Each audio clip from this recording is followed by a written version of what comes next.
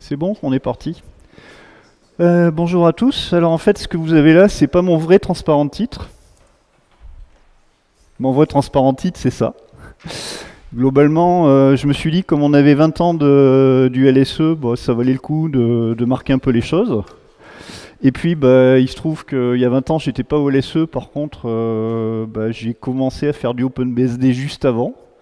Donc raconter des trucs sur les 20 ans qui se sont écoulés, après tout pourquoi pas, essayer de choisir des choses que j'ai jamais présentées en conf à d'autres endroits parce que c'est trop vieux, puis je faisais pas des confs à l'époque ou assimilés. Donc typiquement, il y a 20 ans, OpenBSD et le LSE, ça ressemblait à ça. Il y a quelques années, ça ressemblait à ça. Et puis ces temps-ci, ça a plutôt cette tête-là, hein, globalement. Ça a un petit peu changé. Et je pense que ça va continuer d'évoluer. Nous, on va continuer d'avoir un Blowfish. Le LSE continuera d'avoir un logo à la mode, on espère. Et on continuera à faire des choses sympas. Je voulais remercier mes collègues d'Open, Jasper et puis JCS, parce que globalement, ils ont fait un joli miroir GitHub des conneries qu'on a. Et j'avoue que sinon, aller refouiller, rechercher les vieux commits dans CVS, ça aurait été un petit peu chiant. Donc ça a un petit peu aidé. Surtout quand il y a des commits qui affectent 25 fichiers différents. Donc en chiffres, j'ai fait mon premier commit en 1998. J'ai environ 5500 commits dans Source, 11 000 commits dans Ports, quelques commits dans X et des commits dans WW. J'ai compté à l'arrache, ça fait un petit peu peur, ça fait une moyenne de 2 commits par jour, sur 20 ans. Inutile de vous dire qu'il y a des jours où j'ai rien commité, donc ça veut dire qu'il y a des jours où j'ai fait beaucoup trop de choses là-dedans. Et de façon pas du tout évidente, en fait, les commits de ports comptent beaucoup moins que les commits dans source, en ce qui me concerne. Pour la simple et bonne raison que le processus d'approval dans OpenBSD étant ce qu'il est, et puis vu que c'est un petit peu moi le chef des ports, globalement, en général, quand je fais des conneries dans source, il faut que je demande l'autorisation. Tandis que dans Ports, c'est un peu le contraire, c'est plus les gens qui viennent me demander s'ils ont le droit ou pas. Donc c'est plutôt plus rigolo.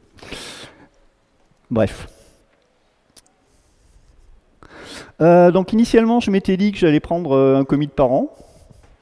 Et puis j'ai commencé à grappiller dans mes commits et je me suis rendu compte que en 2000, j'avais déjà chopé 10 commits qui avaient l'air rigolo. Donc je me suis dit non, on va faire autre chose parce que sinon vous êtes encore là ce soir vers 23h30. Et c'est pas forcément une bonne idée. Donc j'ai choisi des trucs complètement à l'arrache, de façon plus ou moins intéressante. Donc il y a 20 ans, mon environnement de travail ressemblait à ça. Ce que vous avez comme photo, c'est une petite bestiole qui s'appelle un Amiga 2000. Le de base, totalement incapable de faire tourner quoi que ce soit qui ressemble à un Unix, parce qu'il n'y avait pas de MMU dessus, c'était un 6820, je crois. À cette époque-là, j'en avais récupéré un avec un 68040 qui devait tourner à 25 MHz pour le coup. Et j'avais 12 mégaoctets de mémoire centrale. Et ça permettait de faire des trucs. Parce que globalement, en 1998, un Amiga, c'était capable de recompiler le système de base d'un Open en une vingtaine d'heures. Un chouïa après. Donc 1h30 pour le noyau et 18 heures pour le reste. Quelque chose comme ça. Sachant que pour le coup, le compilo était suffisamment léger, suffisamment crétin pour pas trop swapper. Ce qui n'est plus vraiment le cas aujourd'hui. 12 mégaoctets de mémoire, vous oubliez. Je crois qu'on a même arrêté le support des machines à moins de 16 mégas il y a 2-3 ans. Quelque chose comme ça. Donc quand j'ai débarqué sur Open, on était vachement moderne. On faisait des CD avec des releases qui bootaient sur plein de choses marrantes. Des Alpha, des Amiga, des HP 300, des processeurs Intel 32 bits. Des Spark, des PowerPC, essentiellement on se retrouvait à faire une release tous les 6 mois. Donc OpenBSD 2.4, ça doit être une des premières que j'ai utilisées, qui doit être donc de 98. On a démarré avec OpenBSD 2 en vrai, pour la simple et bonne raison que au départ c'est un split dans notre projet, un machin qui s'appelle NetBSD, dont vous avez peut-être entendu parler, qui paraît-il existe encore. Quand Théo, donc le chef d'Open, a décidé de faire le split globalement. On a démarré sur OpenBSD 2 pour bien marquer la différence avec NetBSD. Donc après, en termes calendaire, c'est extrêmement simple parce qu'on a une release tous les 6 mois. Donc de vous arriver de OpenBSD 2.4 à l'époque et OpenBSD 6.5 aujourd'hui, de façon très bête. Pourquoi OpenBSD? Parce qu'il y avait un truc qui était tout nouveau à l'époque, c'est qu'on avait notre repository source et ports qui était public. C'était pas un machin pour les committeurs qui était uniquement visible à some select few, avec la possibilité éventuelle d'avoir de temps en temps à chaque release un arbre source sans avoir la moindre idée de ce qui s'était passé entre temps.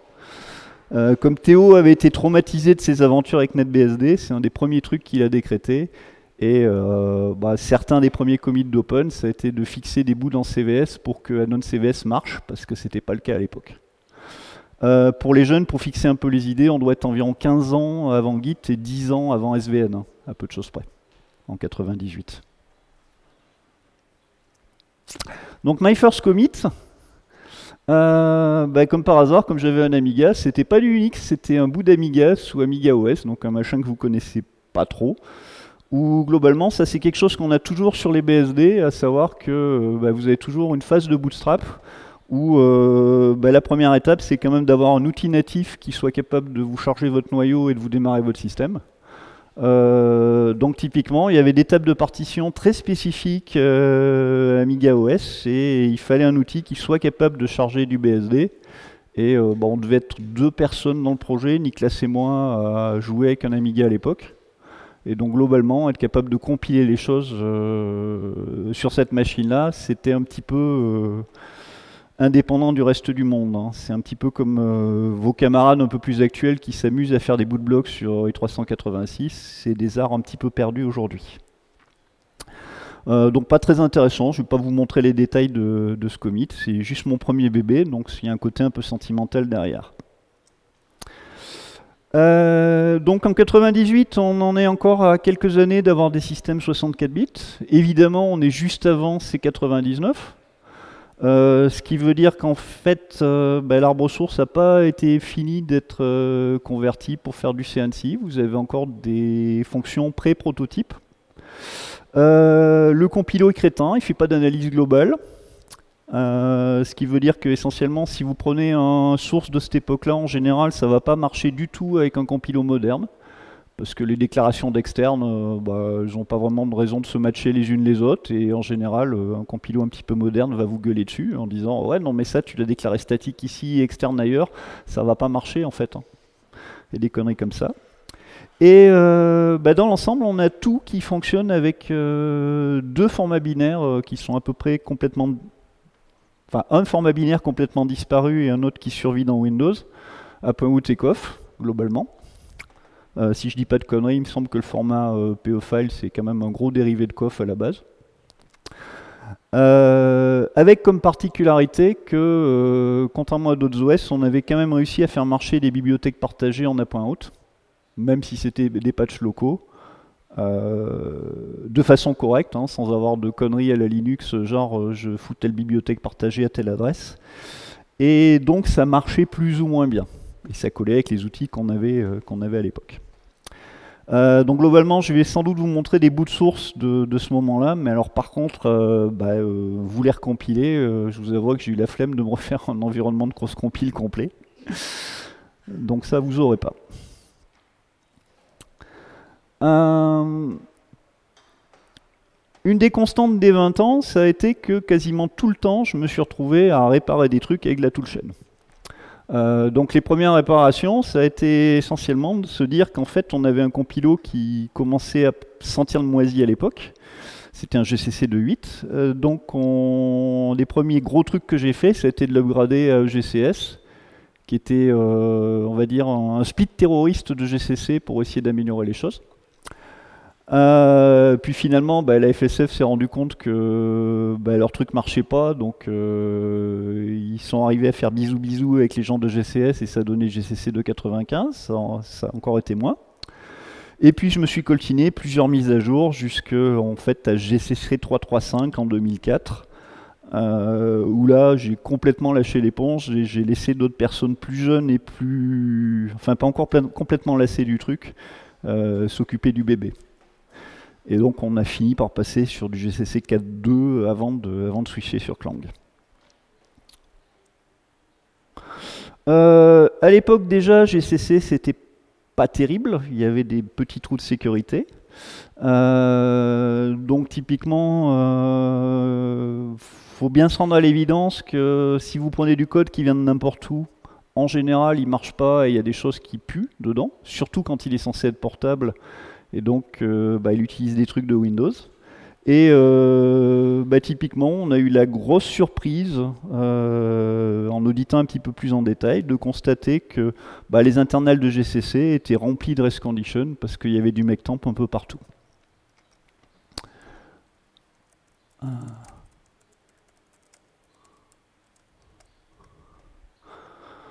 Donc typiquement, le commit en question, qui a été pas mal testé, en fait, ça a été à peu de choses près de remplacer des trucs qui fabriquaient un nom de fichier et qui renvoyaient bêtement ce nom de fichier, par constater qu'en fait on pouvait explicitement fabriquer le fichier en question à coup de make estamp, donc qu'il apparaît sur le file system, et que en vrai le code utilisateur derrière on avait strictement rien à foutre, et que récupérer un nom de fichier par rapport à un fichier déjà créé et vide, ça lui allait parfaitement, il n'avait aucun souci à les réouvrir en append only et à rajouter des choses derrière. Enfin, pas exactement. En fait, il a quand même fallu faire des modifs dans GCC. Donc pour ceux qui n'ont pas l'habitude, le truc le plus chiant de faire des modifs dans GCC, c'est de ne pas avoir envie de s'arracher les yeux avec leur nombre de codage absolument grotesque. L'idée étant quand même d'avoir un patch au final que vous allez pouvoir upstreamer et filer aux gens de la FSF. Le deuxième truc le plus chiant étant qu'en général, ça prend environ 6 mois pour upstreamer ce genre de truc. Parce que généralement, comme c'est pas vos normes de codage habituelles, vous faites une connerie. Comme c'est un truc dont ils n'ont rien à péter, en particulier la sécurité, ça veut dire que ça prend bien 2 à 3 mois pour qu'il y ait un gugus de là-bas qui review votre patch. Le temps qu'il review votre patch, évidemment, GCC a bougé. À l'époque, c'était Cygnus Software, mais bon, c'est toujours les gars de Red Hat qui sont en train de faire plein de conneries dans leur coin et qui en ont un peu rien à péter de ce qui se passe chez les voisins. Et évidemment, à ce moment-là, le code a changé, donc vous êtes bon pour réécrire votre patch, pour le resoumettre à nouveau, et espérer qu'il y ait quelqu'un qui s'en occupe avant que le code ait à nouveau changé, et que vous soyez à nouveau baisé et être bon pour réécrire le patch. C'est la raison principale pour laquelle j'ai arrêté de m'occuper de GCC, passé la 3.3.5. Je commençais à en avoir marre d'attendre un an à chaque fois pour arriver à faire du boulot avec eux.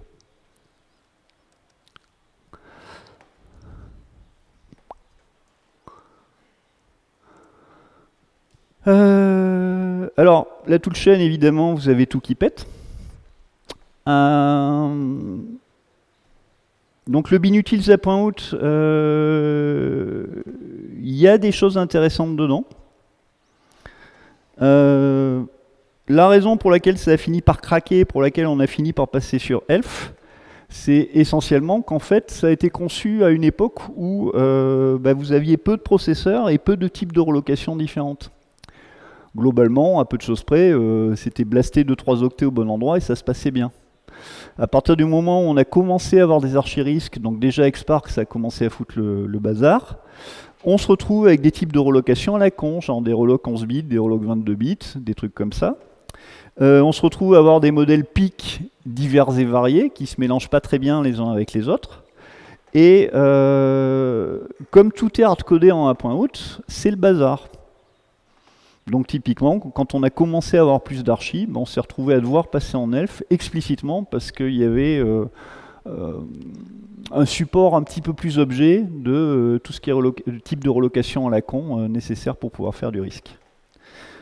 Donc pour vous faire une idée, cette histoire de réparer le code PIC cassé, c'est explicitement sur les Spark. Oups. Le code ressemble à ça, je vais y arriver. Non, je ne vais pas y arriver. Ah putain.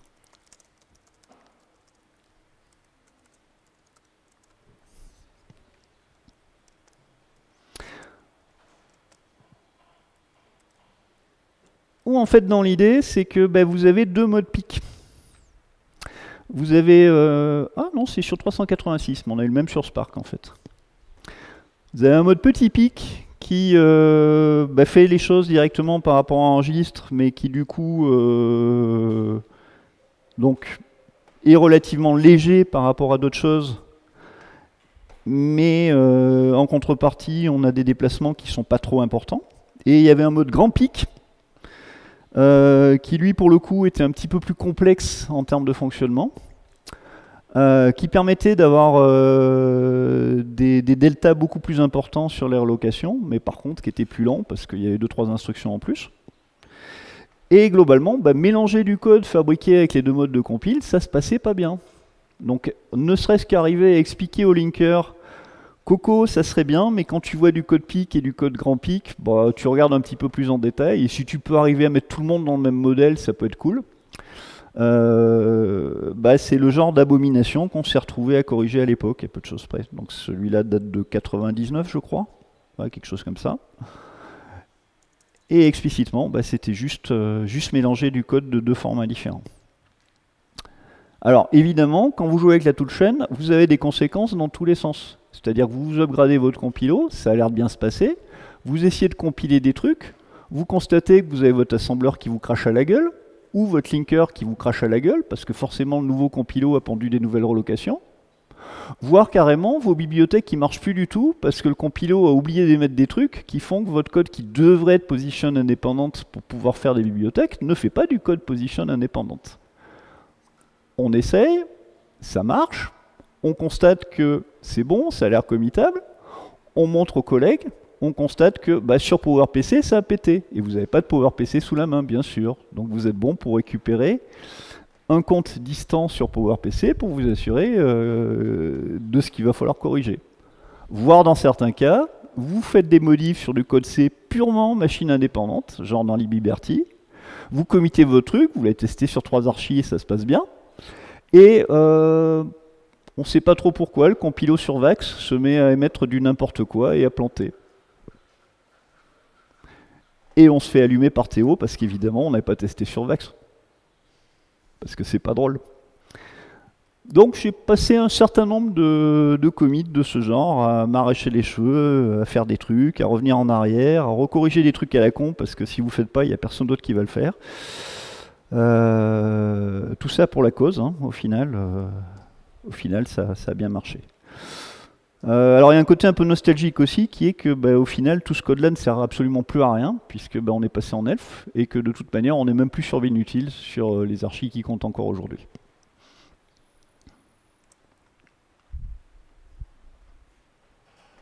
Ah, c'était explicitement celui-là, pick relocation, dans ce genre-là. Je m'étais trompé. Ah oui, c'était l'histoire de symbole mangling, d'accord. Donc celui du pic, en vrai c'était bien du pic, ouais. Pic.diff, clouk. Avec effectivement des mélanges sur Spark, c'est pour ça que je m'étais trompé, je suis désolé, j'ai mis les deux transparents à l'envers. Et ça c'était des histoires de C++, où typiquement vous avez des symboles beaucoup trop longs en C++. Donc en général, ça constitue un excellent test de votre toolchain pour s'assurer qu'elle est capable de gérer des tables de symboles avec chaque symbole qui fait au moins 1000 ou 2000 caractères. Sinon, ça se passe pas bien.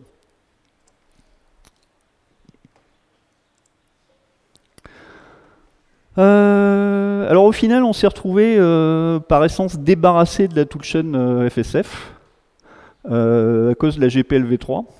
Donc pour ceux qui ne seraient pas au courant, un jour, Stallman a décidé de changer la donne en écrivant une nouvelle version de la GPL, avec des contraintes supplémentaires qui n'ont pas forcément plu à tout le monde, et en particulier à certains projets libres, dont OpenBSD, qui est un peu sous licence BSD, pas sous licence GPL à la base, et aussi à des entités commerciales telles que Apple. Donc ça a un petit peu brisé un contrat de confiance qu'on avait avec eux, à savoir qu'on committait des trucs au sein de la FSF en disant ok c'est du code, on le met sous GPL v2, ça nous va encore à peu près. Et puis du jour au lendemain, ou presque, la FSF a dit ok les nouvelles versions de GCC, elles seront plus utilisables en GPL v2, elles vont être en GPL v3 exclusivement. Et donc du coup, on a arrêté la collaboration avec eux. On s'est retrouvé bloqué avec la dernière version de GCC en GPLv2, la 4.2.1 et des poussières. On a déjà piqué des commits tes souhaits, entre les releases. Et on a attendu quelques années, le temps que les choses se stabilisent. Et finalement, on a rattrapé, on va dire, 10 ans de développement GCC d'un coup, en passant à Clang. Clang 6 au départ, on est en Clang 8 maintenant. Et LLD pour les mêmes raisons, sachant que pour le coup, on a des outils qui sont sous une licence acceptable en ce qui nous concerne.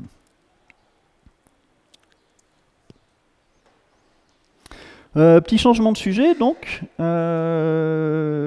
L'autre aspect de la toolchain, c'est qu'a priori, ça sert à construire des trucs. Donc construire des trucs, c'est construire des ports, ce qui veut dire mettre son nez dans du makefile. Donc à l'époque, en 1998, le makefile, il ressemblait à ça. Le makefile principal des ports. Donc c'est une abomination qui fait à peu près 2000 lignes, où vous constatez qu'il y a quand même beaucoup de commentaires. Pourquoi vous avez énormément de commentaires? Essentiellement parce que ce truc-là n'est pas documenté. Les commentaires constituent la documentation, ce qui est rarement une très bonne idée en fait. Le deuxième élément qui est un petit peu chiant, c'est que vous avez plein de trucs qui tournent dès que vous voulez faire quelque chose. À chaque fois que vous voyez un point d'exclamation égal dans un makefile sous Open, ça veut dire qu'on fait tourner la commande à chaque fois qu'on interprète le makefile. Donc un certain nombre de fois dans la vie d'un port. Plus un espèce de bordel immonde de mélange de variables qui servent à rien. On est vachement content de savoir qu'on va pouvoir changer l'emplacement de la commande 4, par exemple. Et de bout de target, de bout de cible au milieu des commandes, au milieu des variables. Donc si vous vous souvenez, si vous savez un petit peu comment marche Make, c'est un peu la zone, parce que globalement, Make est relativement paresseux en ce qui concerne les variables, mais pas complètement. À savoir qu'il va évaluer une variable quand il en a besoin. Donc, quand vous avez des variables dans des commandes de cible, tout se passe bien, elle va être évaluée relativement tard. Quand vous avez des variables dans des dépendances de cible, ça se passe beaucoup moins bien parce qu'elle est évaluée beaucoup plus tôt. Donc être sûr qu'on a bien la bonne valeur de variable au bon moment avec un mélange de cibles et de variables, c'est un bazar immonde. Donc globalement, 2000 lignes de makefile. Sur ces 2000 lignes, il y a à peu près 800 lignes de commentaires et 1200 lignes pas trop à sauver, à changer dans tous les coins. Plus d'autres absurdités. Par exemple, vous voyez ici des parenthèses qui servent strictement à rien. C'est absolument sans intérêt d'avoir un sous-shell pour une commande qui est de toute façon déjà exécutée dans un sous-shell, par exemple. Bref. Donc j'ai passé une bonne partie de ma vie à essayer de nettoyer cette merde et à essayer de le transformer en quelque chose d'à peu près décent. Si vous regardez aujourd'hui, typiquement, environ 2000 commits, non pas tout à fait, 1500 commits plus loin, facile. Vous avez quasiment pas de commentaires, le truc est effectivement documenté dans une page de man, et vous avez une séparation extrêmement nette entre tout ce qui est définition de variables en début de makefile et tout ce qui est target qui surviennent entièrement après les définitions de variables, plus tout un ensemble de mécanismes qui n'existaient pas à l'époque.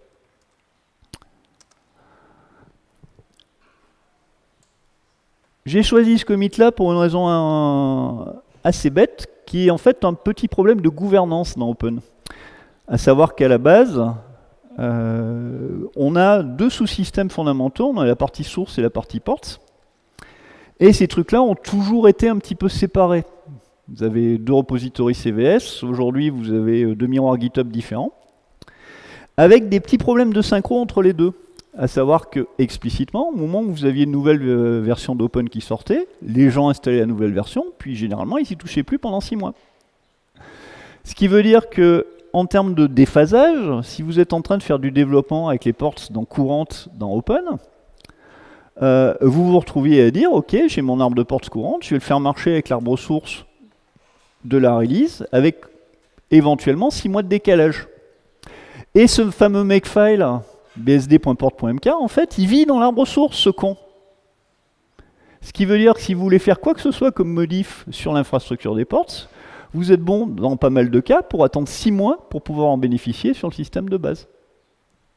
Donc initialement, vers 98, on a mis un détrompeur dans bsd.port.mk pour dire « Ok, t'es à telle version, mec, et donc sur un port donné, tu peux insister pour avoir telle version, et si tu as une version antérieure, dire aux gens « Mettez ce fichier-là à jour par pitié, sinon ça va pas bien se passer ». Et puis, bon, comme ça se passait pas bien, parce qu'on a à peu près autant d'étourdis sur Open que sur le reste du monde, on a finalement mis en place une redirection. Donc ce commit, en fait, il est totalement débile. C'est juste virer le bsd.port.mk de l'arbre source et le passer une bonne fois pour toutes dans ports, à une direction près. Mais vous n'avez pas idée du temps que ça a pu nous gagner derrière, en particulier en termes de vitesse de développement, puisqu'au lieu de devoir attendre 6 mois à chaque fois, ben, on a pu se permettre de faire des modifs et de s'en servir quasiment dans la foulée, un certain nombre de fois.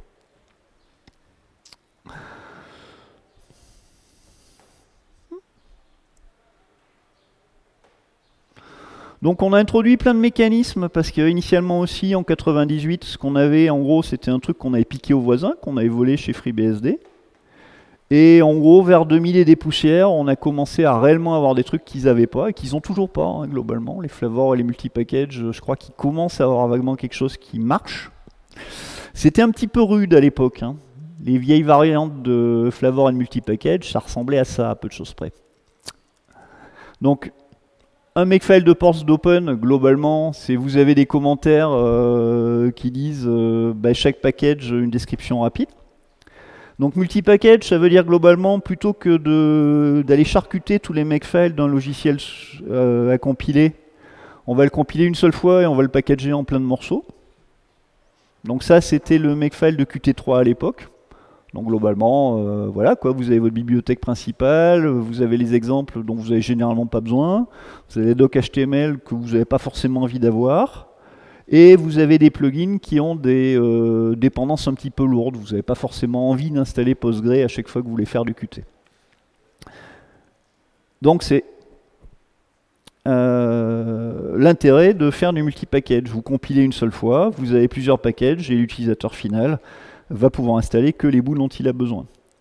Combiné avec les flavors, donc l'idée c'est de pouvoir coder des options quasiment en dur dans notre build. Combiné avec les pseudo-flavors, l'idée c'est que si vous voulez vite faire compiler un Qt3, vous n'avez pas forcément besoin d'avoir Postgre. Donc les pseudo-flavors, c'est des trucs qui ne changent pas les bouts, qui ne changent pas les options de compilation sur les bouts qui sont effectivement compilés, mais qui changent les bouts qui vont être explicitement compilés. Et bon, on va dire que c'était un petit peu technique à l'époque, parce que essentiellement vous avez encore en 2000 plein de tests dans le makefile lui-même pour dire bah, si on est sur tel flavor, alors on va faire ça de cette façon-là. Ça change les multipackages. Et aussi au moment du packaging, en fait, on va évaluer directement les dépendances dont on a besoin.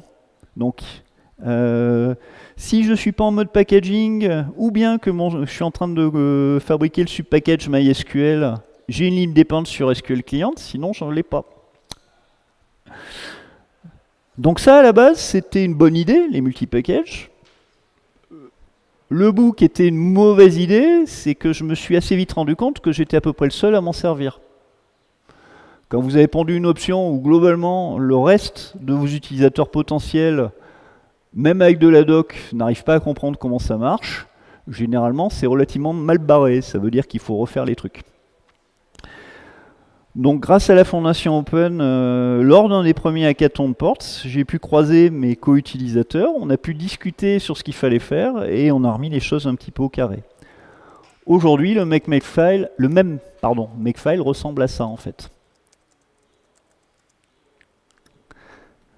Donc vous avez des choses beaucoup plus uniformes, beaucoup plus déclaratives, avec explicitement les mêmes choses en termes de nom de package. Les pseudo-flavors en fait sont gérés de manière automatique. Vous ne verrez pas un seul test en rapport avec les multipackages dans cette histoire-là en fait. Et toute la partie dépendance, là aussi, est faite de manière déclarative. Vous n'avez plus de tests par rapport à ça. Globalement, vous écrivez explicitement les dépendances sur chacun de vos sous-packages. Et aux victoires, mes collègues, eux, arrive à utiliser ça, ce qui n'était pas le cas avant. Wouhou! La joie.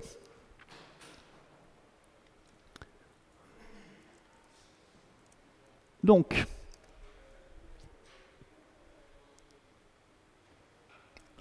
un commit au hasard sur environ 2000 commits n'importe, on va dire. Et évidemment, ce n'est pas le commit lui-même de la feature, ça n'a pas tellement d'importance, c'est le commit de la documentation qui va avec. Typiquement, vous pouvez faire tous les jolis trucs de la Terre, si à un moment ou un autre vous n'expliquez pas aux gens comment ça marche, il y a peu de chances qu'ils s'en servent naturellement par eux-mêmes.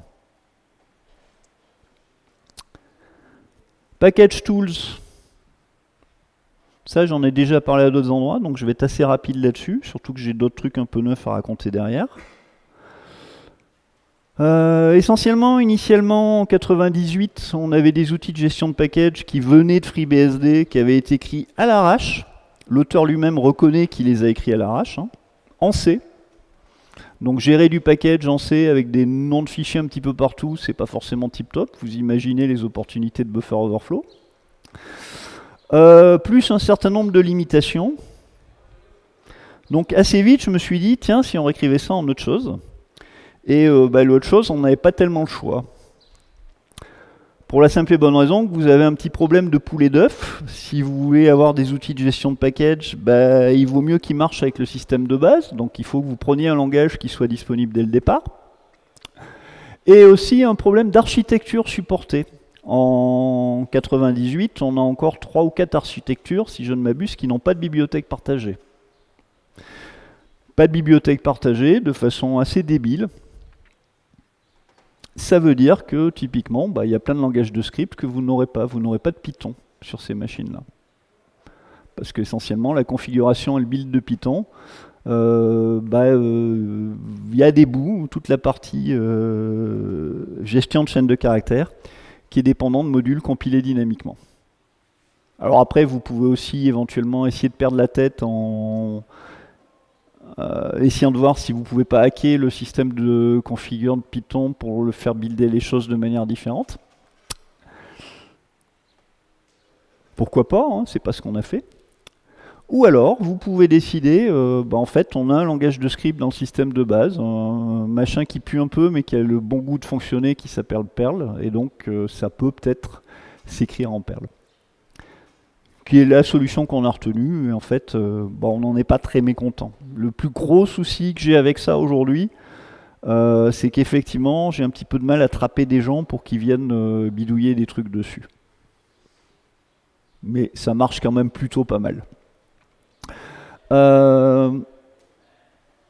Ça a présenté quand même un gros intérêt par rapport à ce qui s'est fait chez les voisins, c'est que si vous regardez du FreeBSD de l'époque ou d'un petit peu plus récent, vous constaterez que c'est un gros bazar leur machin. Ils ont des outils en Shell, ils ont des outils en Python, ils ont des outils en Ruby, ils ont des outils en Perl.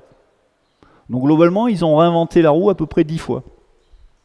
Vous avez environ 10 outils de gestion de package différents, 10 outils qui essayent de retrouver des informations sémantiques de manière différente dans des packing lists et qui sont forcément du coup tous buggés parce que c'est tous des générations différentes avec des méta-informations différentes. Et ça leur a pris à peu près 10 ans pour attraper les choses. Je pense que FreeBSD ont des outils de package et de gestion de ports qui ressemblent à quelque chose depuis seulement 4 ou 5 ans. Maintenant.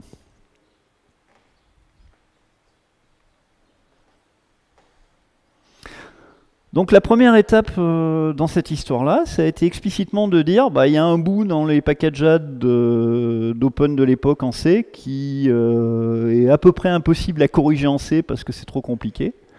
Donc faire un hook qui appelle du Perl pour être capable de gérer ça. Donc pour la petite histoire, essentiellement, le mec qui a pondu les outils de gestion de package s'était dit, si on gère une dépendance, c'est pas compliqué, on va faire de la récursion, on va rappeler packageade sur la dépendance en question. Et comme ça, si elle a elle-même des dépendances, on va rappeler pour à nouveau gérer les dépendances de la dépendance. Ça a l'air bien comme idée. Sauf que fondamentalement, bah, chacune des dépendances, à chaque fois, va appeler tar pour décompresser le bout de package dans un coin.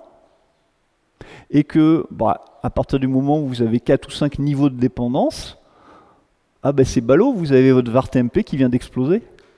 Parce que tous les packages temporaires sont tombés à cet endroit-là.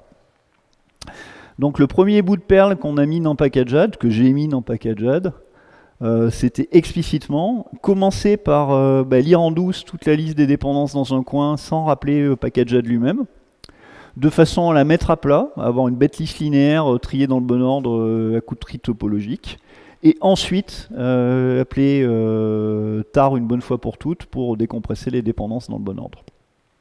Et ça s'est plutôt bien passé pour le coup.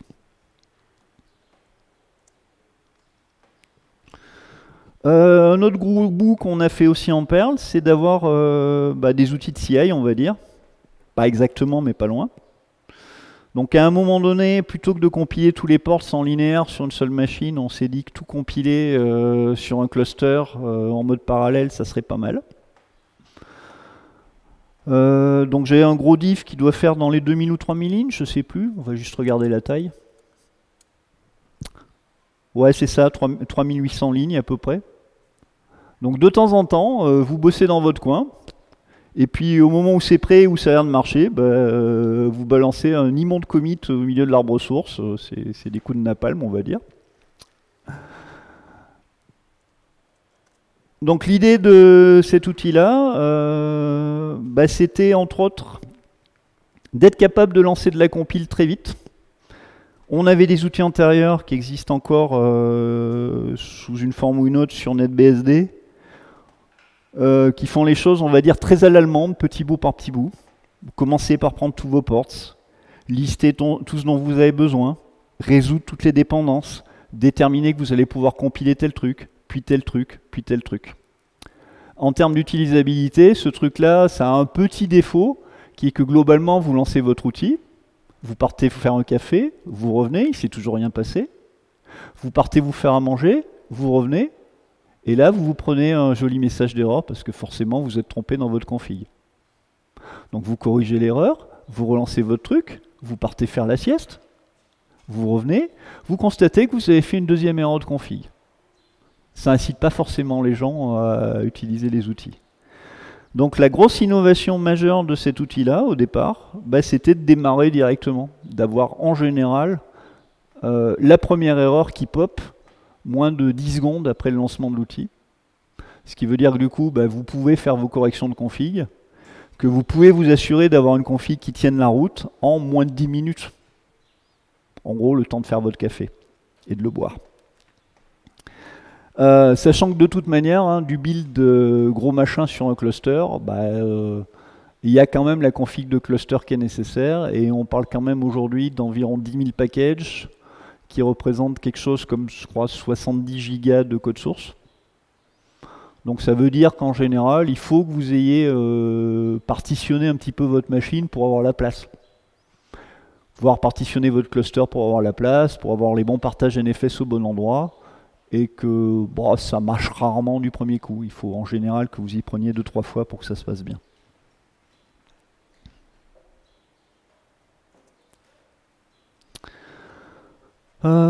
Ouais, vu l'heure, je vais passer là-dessus. On fout en fait. Donc toujours des histoires de toolchain. Un jour, on s'est dit que avoir notre M4 qui marcherait avec AutoConf, ça serait pas mal, plutôt que d'être limité avec nos M4. Donc ça serait intéressant, mais j'ai plus trop le temps.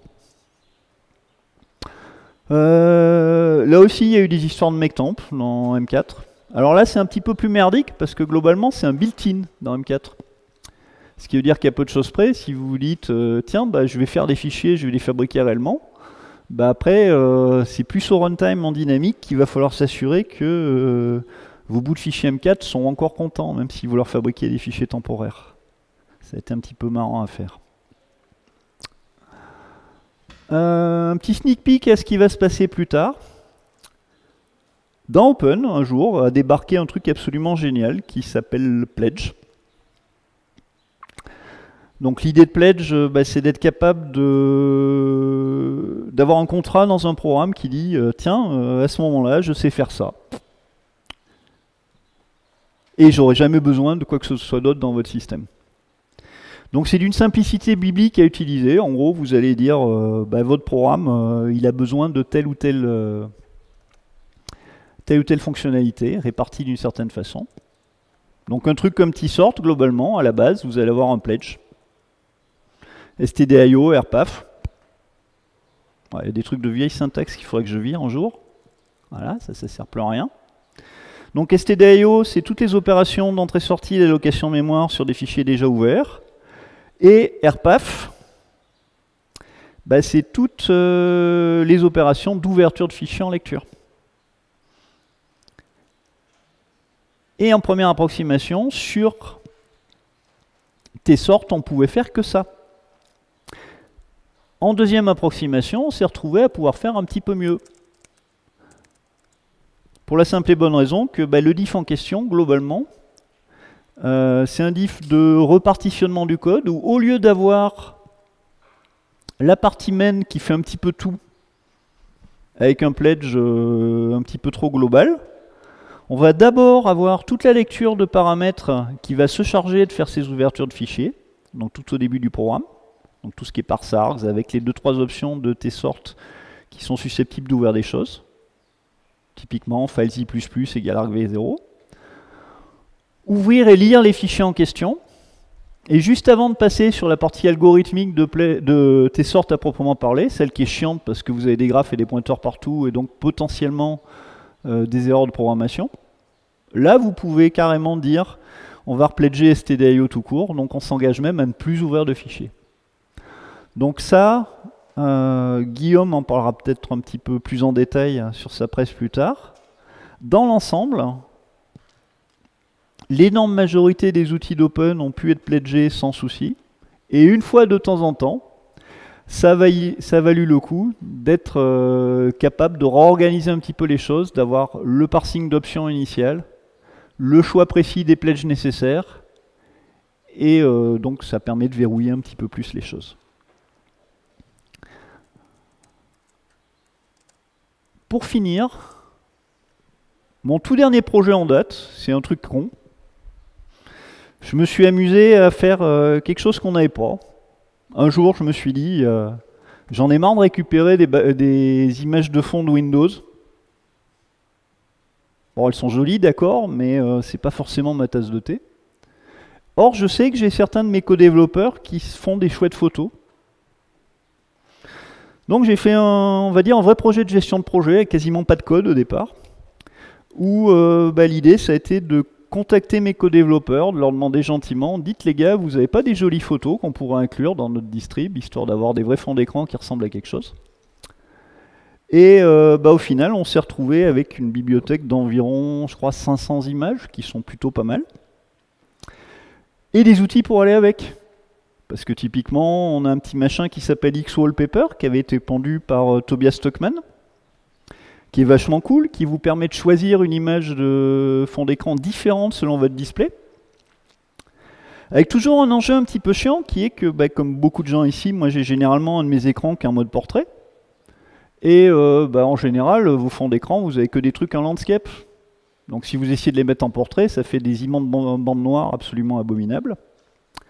Donc il a pondu une option assez rigolote qui s'appelle ---- trim et ---- focus, enfin 2 options. Ça ressemble à peu de choses près à ça. Le ---- trim, c'est juste la possibilité de spécifier une fenêtre au milieu de votre image, donc un bout de géométrie classique de fenêtre X, pour dire ok, ce bout-là, si je suis sur tel aspect ratio, ça serait cool de montrer ce bout d'image. Et ---- focus, qui est une idée assez géniale, qui consiste à dire, tes souhaits, en fait, je vais prendre mon bout d'image en question, je vais le zoomer au maximum pour que ça remplisse bien mon display. Mais en fait, comme c'est extrait d'une image qui est plus grande, s'il reste des pixels à côté, je ne suis pas forcément obligé de faire des bandes noires. Hein. Je peux tout à fait me démerder pour dire en fait, je vais remplir avec des pixels de l'image. Sur le principe, c'est vachement sympa. Sur l'écriture du code, ça a été un petit peu plus drôle. On s'est retrouvé avec environ 5-6 itérations du patch en question avant que ça marche effectivement. Et donc j'ai un petit bout de mail de Tobias au moment où il était à peu près prêt de jeter l'éponge, Oui, où en fait je lui ai renvoyé encore un exemple où ça buguait un petit peu et où il a fini par me dire bah ouais là je vais finir par laisser tomber moi mon focus parce qu'en fait ça avait l'air cool comme option et ça avait l'air simple mais on n'arrive pas à le faire marcher hein, finalement. Donc on a insisté un petit peu, je l'ai un petit peu cajolé, on a refait un peu de gestion de projet et au final on a réussi à faire marcher donc c'est cool. Donc voilà, j'avais un peu envie de finir là-dessus et bah du coup vous montrer à peu près à quoi ça ressemble. Donc à peu de choses près, voilà quelques-uns des bouts d'exemples de fond d'écran que vous pouvez récupérer ailleurs, hein, même si vous n'êtes pas sur un open. Sachant qu'on a des choses assez fabuleuses. Vous avez Kirby qui est pas mal allé se balader dans le Grand Nord, donc il y a beaucoup d'images avec de la jolie glace.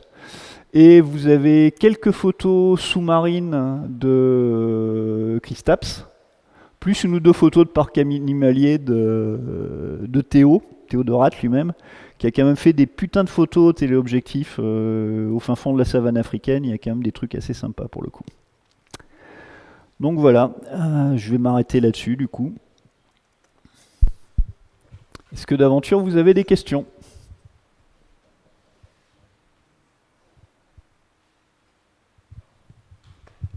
Bon bah merci. Hein.